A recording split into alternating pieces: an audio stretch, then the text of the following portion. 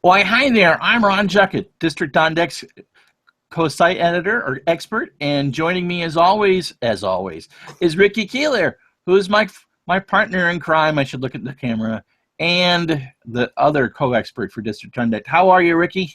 I am good, Ron. How are you? I'm doing fine. I'm doing fine. This has been an exciting day. And welcome to our Winter Meetings Recap Day 3.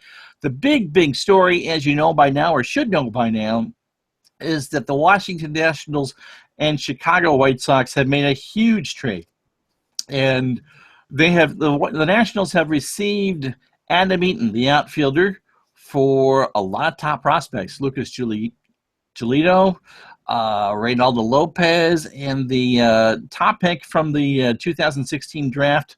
What's his name again? Dane Dunning. Dane Dunning. So 3 starting pitchers for Adam Eaton, who was under team control for 5 years, plays right field for the White Sox, an excellent defender, not as good of a center fielder as they would like, but Washington has options on what they can do. But this has been a very split trade within the community, and Ricky, you're one that doesn't really like what happened. I like the idea of Adam Eaton. Don't get me wrong. I wrote about it a couple hours before the trade happened on District on Deck. I like the player. 6.2 WAR, I think it was, top 10 in the American League last year. At least 14 stolen bases, and the last 3 years they don't steal a lot of bases in Chicago. So now you throw them with Dusty Baker and Davey Lopes, who love to steal bases, and you'll get Eaton and Turner stealing like crazy this year. So I don't hate it from that perspective. I hate the package. I hate the package because you saw Jorge Castillo tweet today from the Washington Post that there was the package for those 3 and Robles for Chris Sale. You, in essence, gave up a Chris Sale package minus Victor Robles for Adam Eaton. And as much as I think the fit is there, this trade tells you the stock on Lucas Giolito is way down. Because whether it was from his major league time last year, the decline in his fastball velocity, there's a lot right now that is not high on Giolito. The big one is Lopez. I would have been fine giving up Giolito, maybe a couple other guys, but to give up Lopez, who could be a key piece, not only in your rotation maybe, but it definitely could have been a piece in your bullpen, and to give up on Dane Dunning, who a lot of people liked out of Florida. I understand you don't need the pitching prospects because you have a good rotation already and you're going for it right now. But to give up your top 3 pitching prospects was a big surprise. And to be honest, I'm not a huge fan of this deal right now unless they go big on other needs. And I think that's the most important thing here. Well, I think a lot of this comes down to financial flexibility for the team. As Mike Rizzo said tonight in his press conference that I'm sure was on MLB Net that we watched together, this is all about being flexible for the future. Adam Eaton is under team control for the next 5 years and will cost a grand total of $38 million. If you look at what the McCutchen deal would have been, it would have been 2 years at 28.5, right? I think it was 14 this year and the option for 14.5 next year. So certainly this is about cost control while trying to stay relevant and trying to win this year. And next year, I think they figured this is their window. But I do believe that there is another piece to what they need to do to make this look like a good deal. But with 5 years of team control, I think you kind of, if that's the best you could do, you're going to pay a high price. You're the one, when I first started back in September, that told me we want parades, not championship, parades, not prospects. This fan base does want parades and I think cares about prospects because they hear about them so much, because Mike Rizzo doesn't usually make this kind of a deal, and I think that's what makes it so surprising. But at the same time, I think if this was the deal for Chris Sale, I think a lot of people in the industry would have been okay with it. But for it to be not the deal for Chris Sale and to get Adam Eaton out of this deal is a little bit surprising, at least to me, because I think when you look at this whole situation, this reeks of desperation.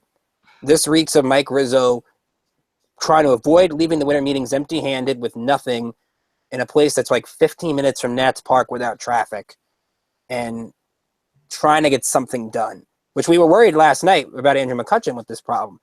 We were right, but it was for the wrong outfielder. Right. And yeah. Now, I'll ask you this. If this deal was for McCutchen, how would you feel about it? Feel the same way. It'd be a massive overpay because you're trying to hope that Andrew McCutchen bounces back. At least with Adam Eaton, you know that he's a good player.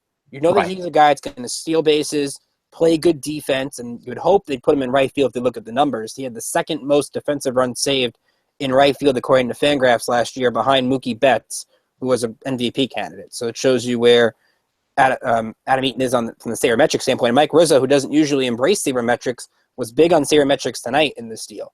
Maybe it tells you there's sort of a shift in this analytics community, at least from a Nats front office perspective. He's a good player. I'm just not sure if he's a great player. And I don't know right now. McCutchen had a chance to be a great player if he bounced back. That's the risk you take. Eaton, you know what you get, but is the upside enough is going to be the question. Oh, I think it's a very valid question. But I also think, as you know, I'm the new guy here. I'm not attached to all the prospects as those of you who follow the team every day and read all the stuff that the site has put out the last couple of years. Chris Sale was an insurance policy, in my view. Not that was a bad thing at all, but it was pretty obvious that they needed another starting outfielder. In fact, they would have liked to have had someone as a center fielder, but you can move Bryce Harper over to center. This was a definitive need. Probably the other biggest need now is closer, which we'll get to in a few minutes. And considering how much money has been flying around these winter meetings, they had to find a way to fill that need. And if they can't do it by payroll, then they have to do it pay with the other way, which is blue chip prospects. And so, yes, it's a very high price. And you have to wonder what they've seen from Giolito on the side, how he responded to big league coaching, what do you do during the video sessions and all that to see exactly what dropped for them to trade three guys for this one player. But this fills the biggest or the second biggest need that they had left, and now have the payroll flexibility to go out there and get the closer. They may not be able to get who we'll talk about in a couple minutes, but they have the money there to do something. They can take on salary, whether it's a free agent or via trade. And I think it was either one or the other. And I think that they figured that an outfielder was going to be easier to get via trade, and that's why they went for it. And they spend the money on a closer somehow. Two things on that. I think you could look at this deal, and let's say Mike Rizzo, I don't know if he did or not.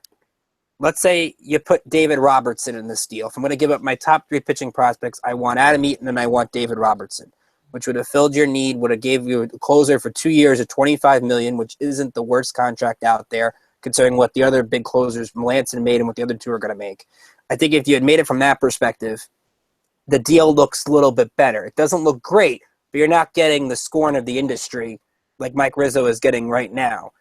The other thing, you got to give Rick Hahn a lot of credit. You look at what he's done.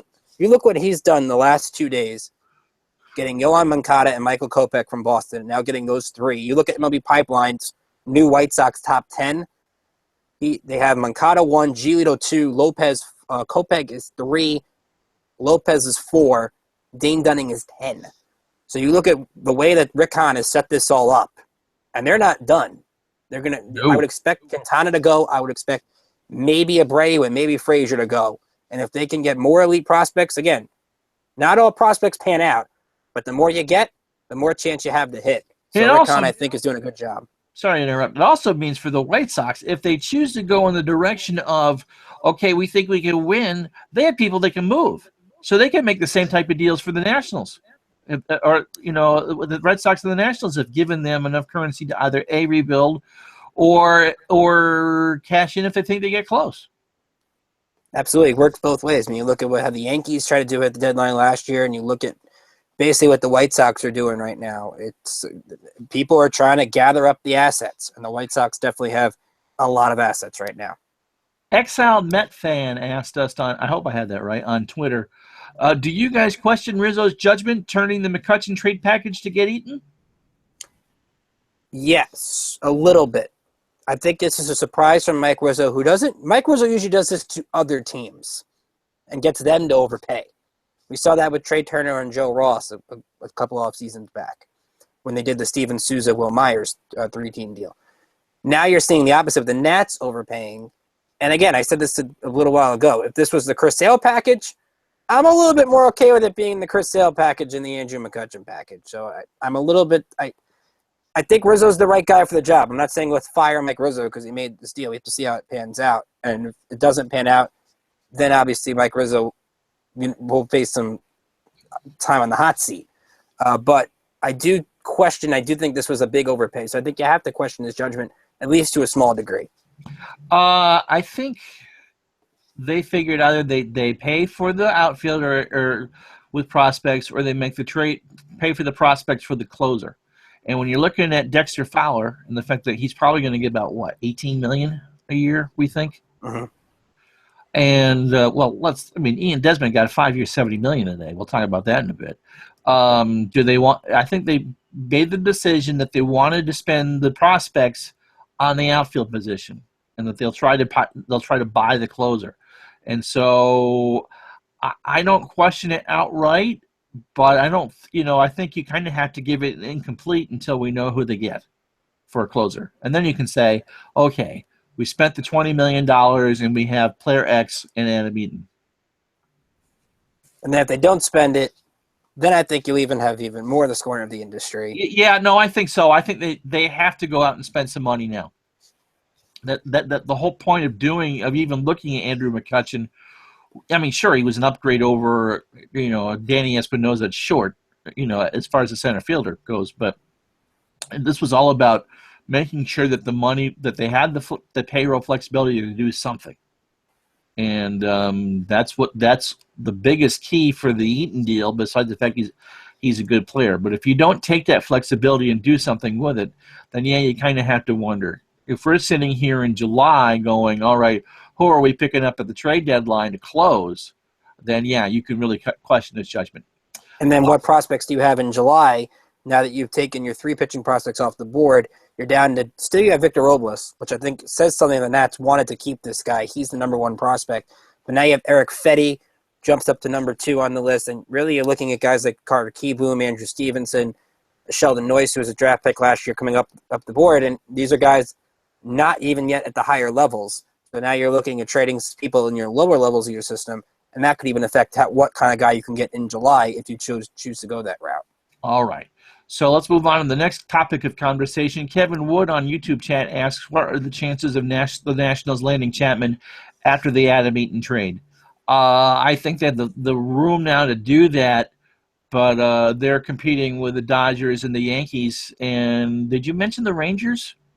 Dodgers, Yankees, and Marlins. And remember, we're still talking Chapman and Jansen, so we're looking at 4 teams for 2 players. And so it really is going to have to come down to, in my view, Kevin, they're going to have to offer Chapman what they wouldn't offer Melanson. They're going to have to offer some sort of full no trade, some sort of opt-out, and some sort of signing bonus, and hope that that whoever the winning closer is some money deferred.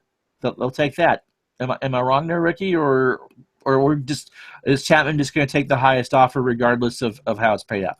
I think it's the highest offer. I don't think he worries about how. I mean, I'm sure he does worry about it a little bit, but I don't think it's the end all be all right now for Chapman, as opposed to what Melanson did with the Giants. You look at the sweepstakes right now. It depends on who you believe. Bob Nightingale of USA Today said the Nats are firmly in the mix. Ken Rosenthal was on MLB Network about an hour ago and said the Nats are not involved. So again, it depends on who you believe and who you want to go into the most.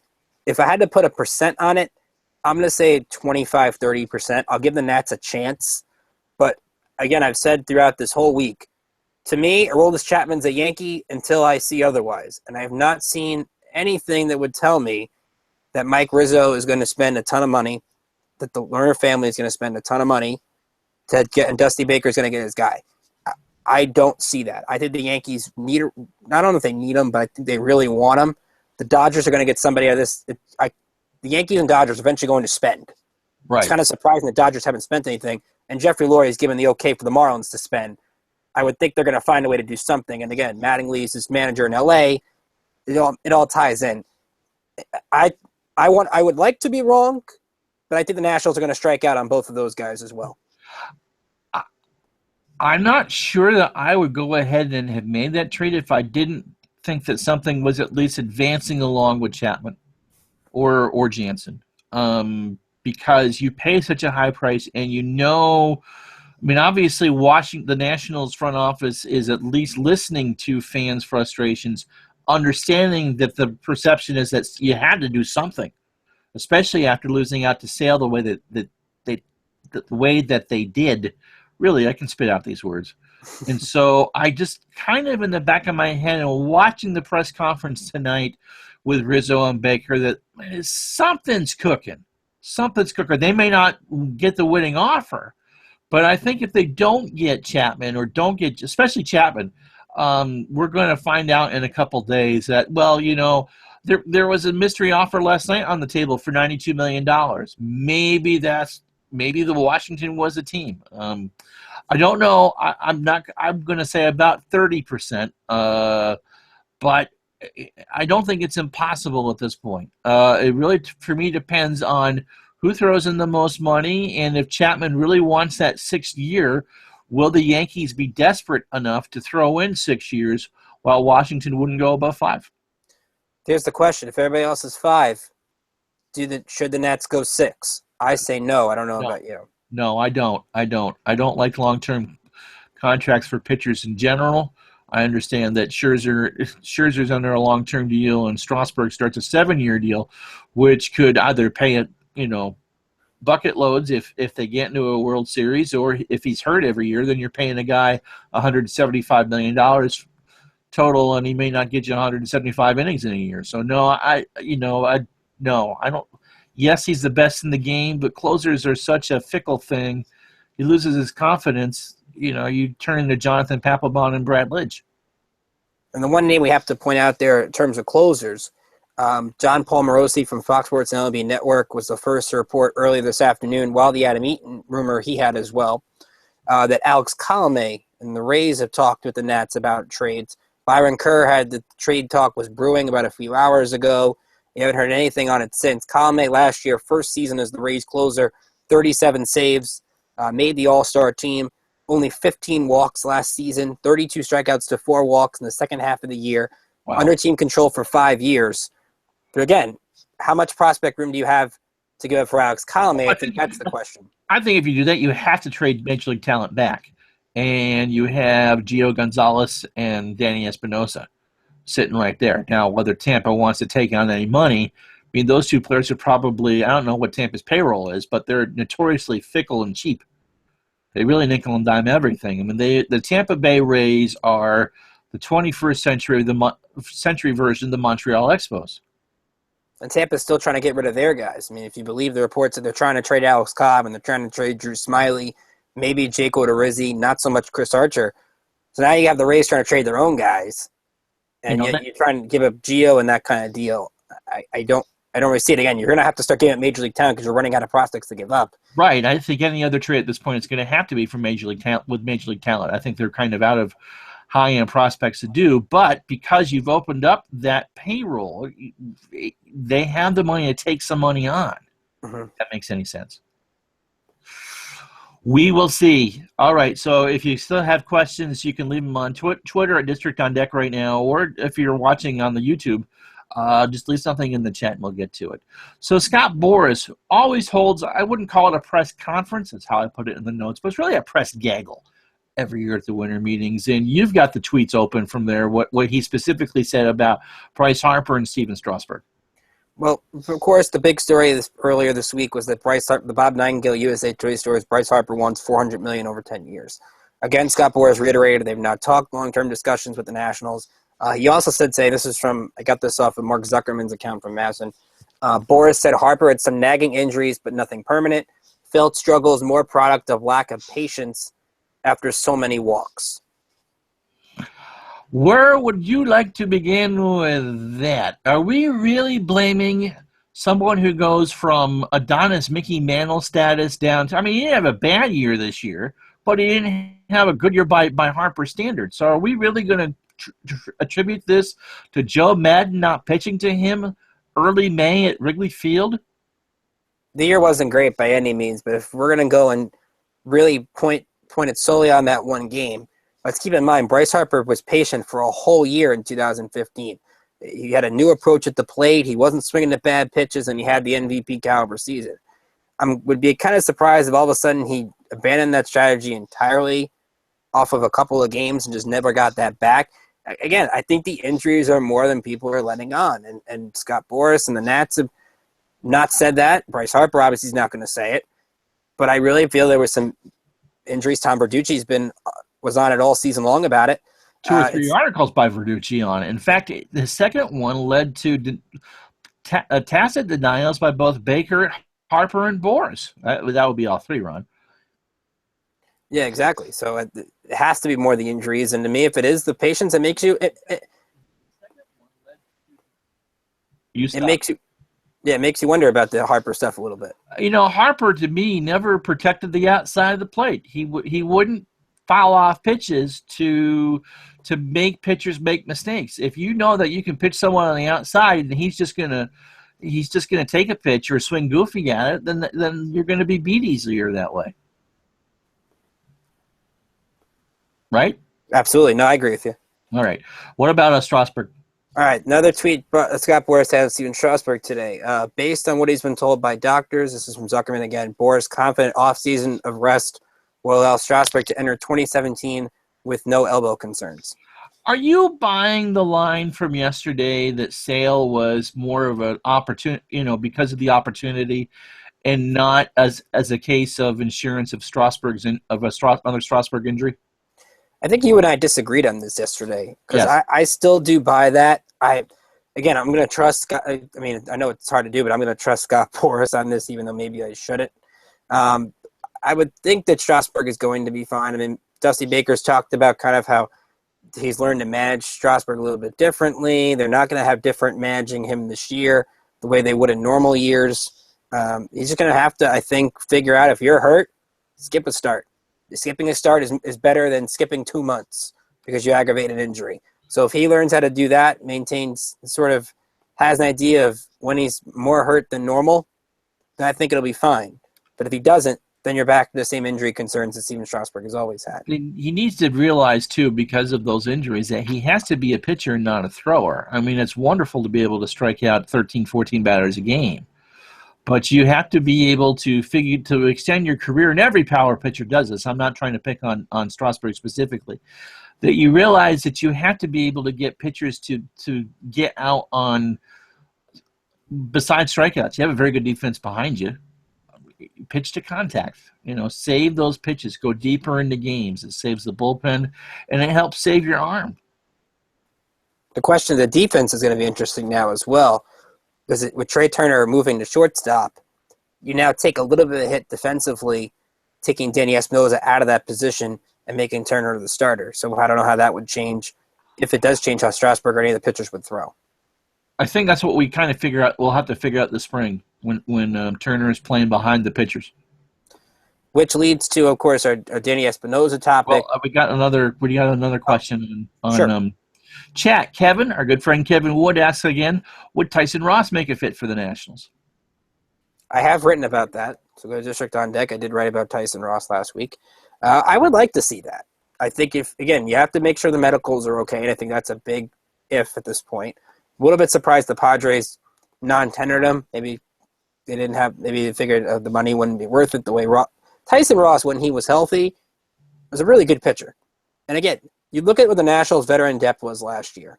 Bronson Arroyo never pitched, and Matt Latos gave you a few games, and the one start he left early with an injury. Right. So they really never had that upper tier depth, whether it be in the minors or a veteran to sort of help out, barring an injury. So if Tyson Ross was, let's say, you give him not a minor league deal. I think there could be enough teams interested. We're gonna have to give him a major league deal. But if you give him a 1-year deal, see what he's got. It's a low risk, high reward thing for me. So I would make that deal. Think he'd sign for $5 or $6 million, or is because of all the money given out, are we looking at any prospective starter getting 10? I don't know if a team will go to 10. I think there's too much of an injury worry off of the injury that he had to give him 10. I could be wrong with the suitors, but I wouldn't give him 10.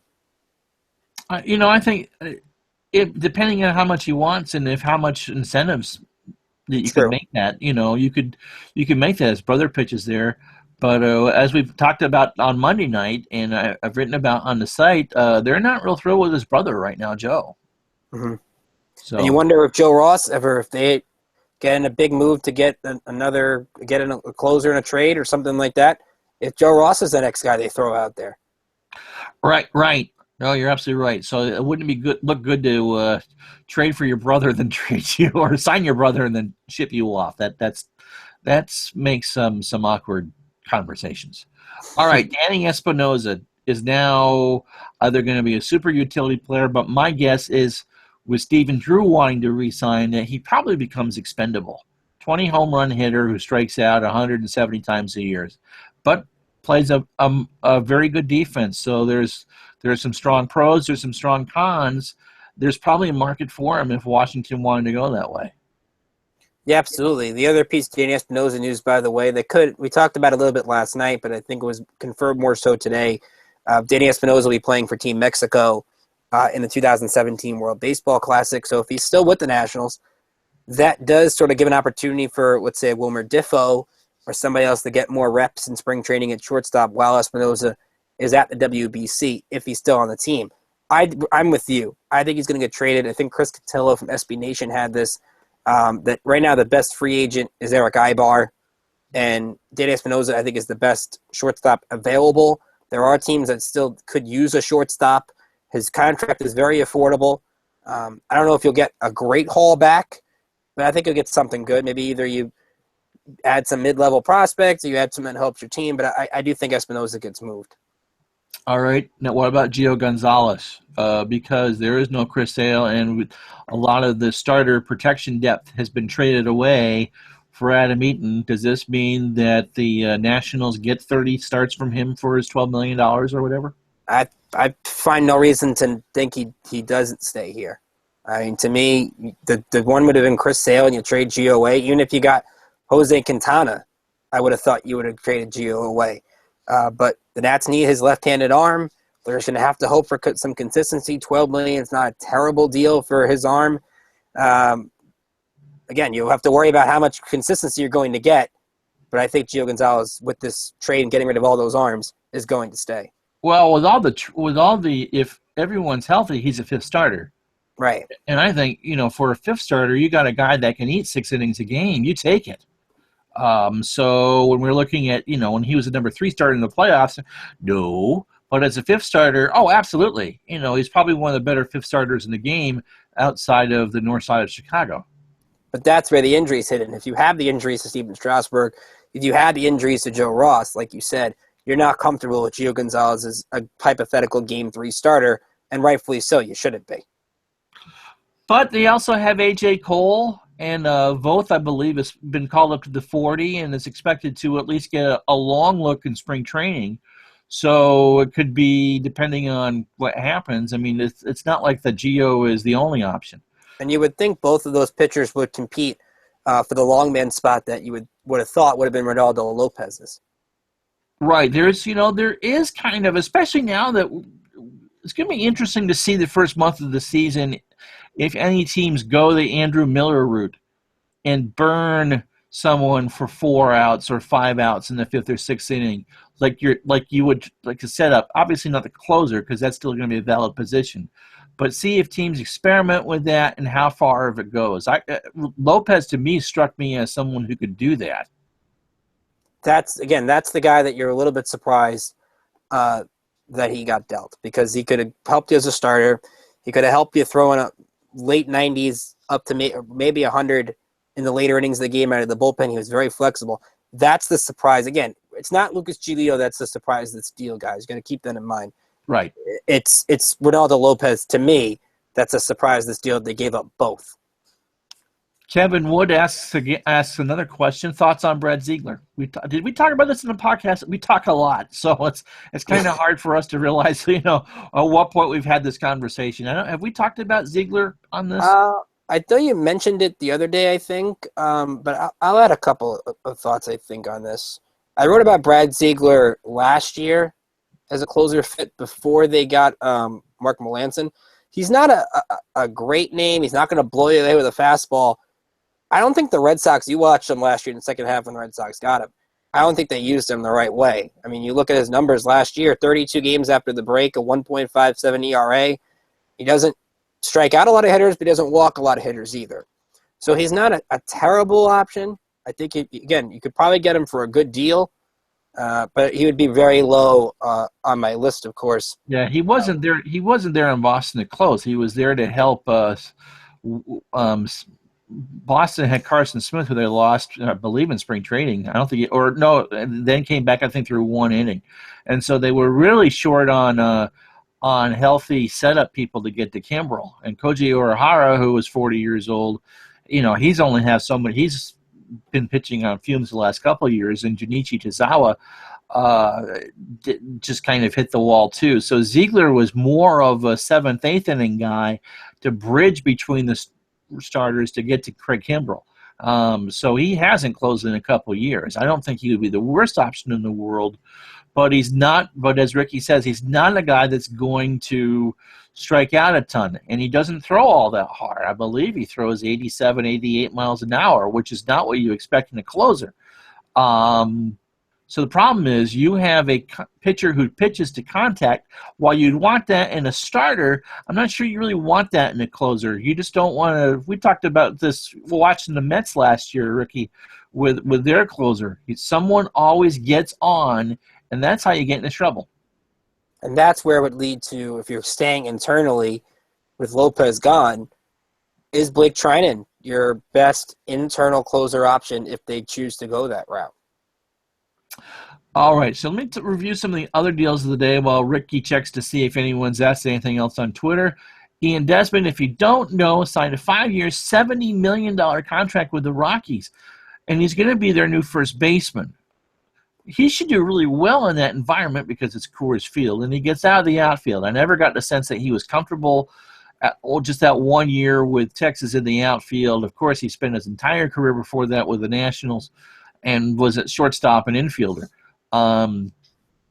People had suggested that he be the new center fielder option, and my response to that was, well, if you're going to take him, a person who is, only played 1 year in the outfield and is kind of unsure, why don't you go with Trey Turner, who's a lot younger? So good for Desmond. He's a good person to root for, and hopefully he does well with Colorado. I'm surprised Colorado is spending as much money on there. They don't seem, to me anyway, Ricky, to be all that close to being a contender, but 85 wins get you in contention for a wild card. And he gave up the 11th pick in the draft, so if you're giving up that high of a pick, you have to have more along the way than just Ian Desmond. But focusing on just the Desmond move itself, it's a little odd to maybe see him play first base, but you look at the Rockies' outfit right now with David Dahl, Charlie Blackmon, and Carlos Gonzalez. There's really not a fit for Desmond in the outfield unless you trade Charlie Blackmon, which is always an option. We talked about that, I think, earlier in the week. He'd be a good trade option for somebody. I think he's been connected to St. Louis. I've seen a lot, I think, over the last couple of days. But the one thing we know about Ian Desmond is he's very athletic. He did a good job adjusting to center field, adjusting even to the corner outfield when Carlos Gomez came over, re-signed last night with Texas. So Desmond knows how to sort of adjust. That ballpark, I think, is going to be great for him. He's going to hit about 20, 25 home runs at least. And you throw him in that lineup. The Rockies are going to blow out a lot of teams offensively. They're going to win 10-8. If Bud Black can have any influence on that pitching with John Gray and company and Tyler Chatwood, and they add some form of a bullpen guy, Colorado could be one of those surprise teams this year. Like I said, 85 wins gives you a chance, and all you got to do is get in. Mm-hmm. You can be like the Astros last year. All you got to do, and the Royals a couple of years ago, all you got to do is get in that wild card game, and you win. You play until you lose. Boy, that's a Tim McCarver cliche. Kevin Wood asks again, who do you think is going to bat leadoff? I'm going to say Trey Turner. I'm going to go Trey Turner as well. Adam Eaton, I think Dusty Baker said it in the press conference tonight, he can bat anywhere from 1 to 7. I would like to see him bat second. His on base is pretty good. 360, right? 360 round 360 the last few years. Now, Jason Worth takes a lot of pitches there. I think I'd have to look at how many pitches Adam Eaton takes, and I think that's a big part of it. Because remember, Trey Turner is not your prototypical leadoff guy in terms of taking pitches. He's very aggressive, swinging first couple of pitches.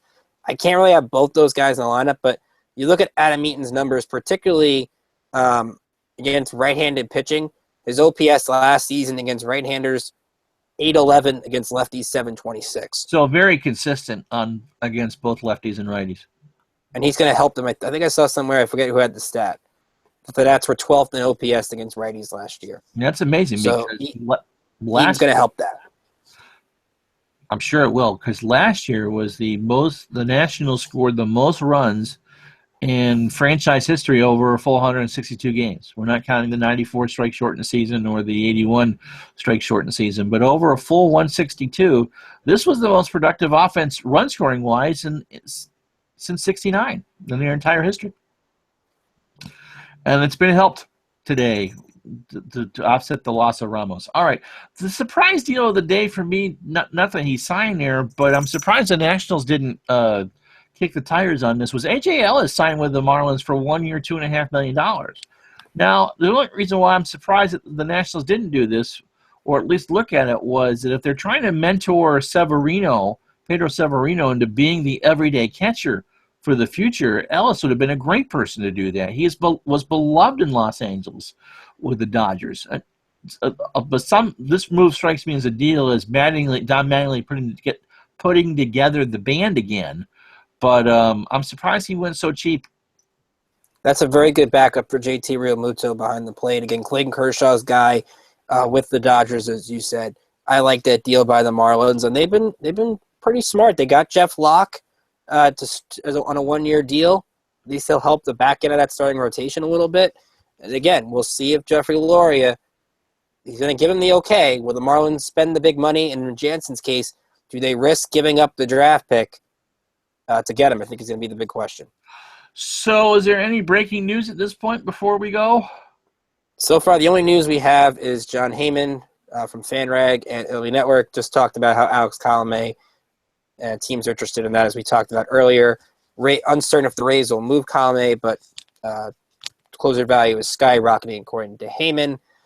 So no big Chris Sale or Wade Davis rumors like the last couple of nights, sadly. Oh, and Emily the cat with the sources does not want to do an on-camera shot tonight. She just walked right on the other side. That's a bad sign. No sources when the cat doesn't walk by.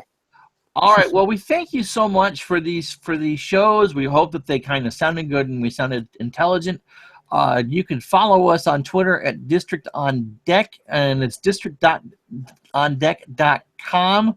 We've done live threads the last 3 days on all this. We won't do one tomorrow. We don't plan on doing another podcast or video podcast tomorrow unless there is enough news to warrant us coming on for that. But we will do these on a semi-regular basis in the off-season and through the season. We really like the format, and we're happy with the feedback and your interactivity. We really always enjoy hearing from you. So you can follow Ricky at Rickinator555 on Twitter. I hope I had that right. It's my name. You can follow me at Ron Juckett on Twitter, and again, the site District on Deck. Give us a like on Facebook if you like what you're seeing. Give the video a thumbs up. And I don't know when we'll talk to you, if we'll talk to you again before Christmas or not. But until then, for Ricky, this is Ron. We'll talk to you the next time.